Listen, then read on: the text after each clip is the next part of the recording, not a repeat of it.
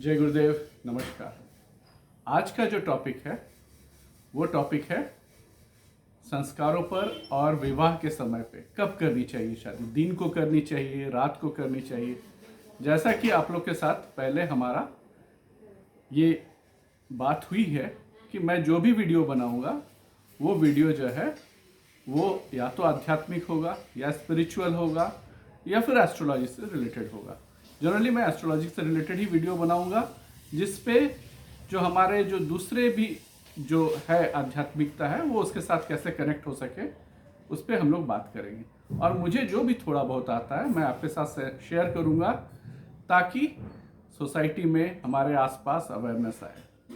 तो अगर आपको मेरी वीडियो अच्छी लगती है तो प्लीज़ लोगों तक इसको पहुंचाएं, लाइक करें, सब्सक्राइब करें और ट्रू एस्ट्रोलॉजी और ट्रू जो आध्यात्मिकता है उसको प्रसार में सहयोग दें। तो जैसे मैं अभी बताया कि आज हम लोग बात करेंगे विवाह का समय क्या होना चाहिए। मुझसे कई लोग पूछते हैं, भैया शादी रात की होनी चाहिए, दिन को होनी चाहिए, किस तिथि को होनी चाहिए। तो कई बार पूछते हैं, पंडित जी ये रात को शादी हो रहा है, 12 बजे का मुहूर्त कैसा रहेगा, इस तरह का सवाल आता है। तो ये छोटा सा वीडियो में मैं कोशिश करूंगा कि आप लोग के बीच में ये अवेयरनेस आए कि आप लोग सबको पता चले विवाह कब होनी चाहिए, क्या होनी चाहिए। ठीक है। हमारे यहाँ क्या है ना, हिंदू धर्म में षोडश संस्कार है। गर्भाधान से शुरू करके मृत्यु पर्यंत सारे चीजों पे संस्कार है। कर्ण छेदन, नामकरण संस्कार, यज्ञोपवीत संस्कार, विवाह संस्कार, ये सारे संस्कार है। आखिर संस्कार है क्या? संस्कार कुछ नहीं है। संस्कार बस ये है कि कोई साधारण सा चीज को प्यूरिफाई करना ही संस्कार है, उसको दैवीय गुण से भर देना ही संस्कार है। तो ये सारे संस्कार जो है ना बहुत ही रीति रिवाजों के साथ होते हैं, और इन संस्कारों को करने के लिए जो पुरोहित करते हैं या जो एस्ट्रोलॉजर इन पे एडवाइस देते हैं, उनको पंचांग का ज्ञान होना चाहिए। क्योंकि पंचांग के ज्ञान के बिना आप तिथि निर्धारण, समय निर्धारण कर ही नहीं सकते कि कब ये होना चाहिए। वस्तुतः पंचांग जो है ना, ये 5 चीजों से बनी है: तिथि, वार, नक्षत्र, योग, करण। ठीक है। इसके ऊपर फिर हम जाएंगे तो एक मुहूर्त निकलता है जिसको घटिका भी बोलते हैं। तो इन सारे चीजों का समन्वय पंचांग है। तो अगर कोई एस्ट्रोलॉजर को या ज्योतिषी को पंचांग नहीं आता है तो फिर उनको इन तिथि निर्धारण में एडवाइस नहीं करनी चाहिए, क्योंकि फिर वो ब्लंडर होगा। मान लीजिए किसी को अगर कोई दे दे कि एकादशी का तिथि बड़ा शुभ तिथि है, इस दिन आप दुकान खोल लीजिए, नया दुकान को ओपनिंग कर सकते हैं, तो ये ब्लंडर ही होगा ना। क्योंकि एकादशी के तिथि में पालनकर्ता रेस्ट करते हैं। उस दिन आप एक किसी को शॉप खोलने को बोल रहे हैं तो वो तो दुकान में आराम ही करेगा। चतुर्थी की तिथि गणेश जी की तिथि है, बड़ा शुभ दिन है, इस दिन शादी कर देना चाहिए। भाई वो तिथि सेपरेशन की तिथि है, गणेश जी का दिन अलग हुआ था। तो सेपरेशन की तिथि में आप शादी नहीं कर सकते हैं। ठीक है। तो ये तिथि का महत्व है। तो अब आते हैं हम लोग कि कैसे हम शुभ संस्कारों को कब करें, क्या करें, उस पर विचार कर लें। ठीक है। तो दिन का जो मुहूर्त होता है ना, दिन का मुहूर्त हमारे यहाँ जो तिथि शुरू होती है वो सूर्योदय के साथ शुरू होती है।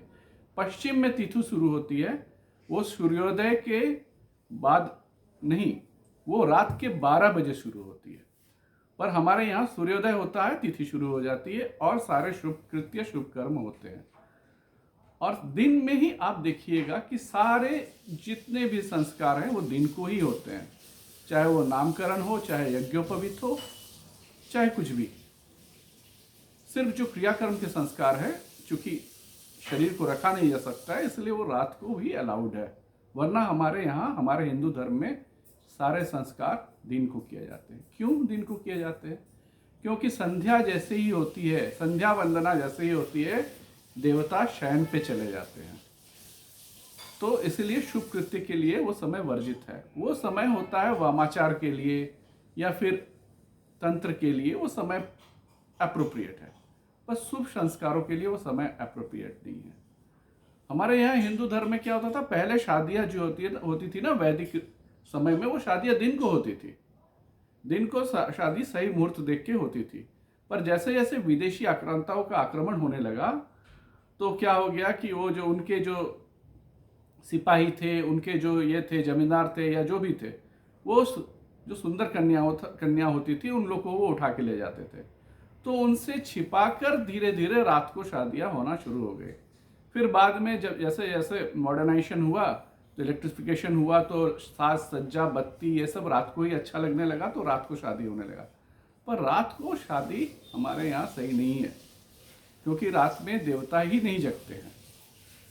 दूसरी बात क्या है, जो मुहूर्त होता है वो मुहूर्त कब होना चाहिए? मुहूर्त उस समय होना चाहिए जिस समय जो शादी हो रही है, शादी एक्चुअली मतलब 7th हाउस, शादी जिस समय हो रही है, दो लोगों का बीच में रिलेशनशिप स्टैब्लिश हो रहा है, दो लोग यूनिफाई हो रहे हैं, दो फैमिलियों के बीच में रिलेशनशिप स्टैब्लिश हो रहा है। तो सप्तम घर में उस समय प्लैनेट्स मैलिफिक तो नहीं है।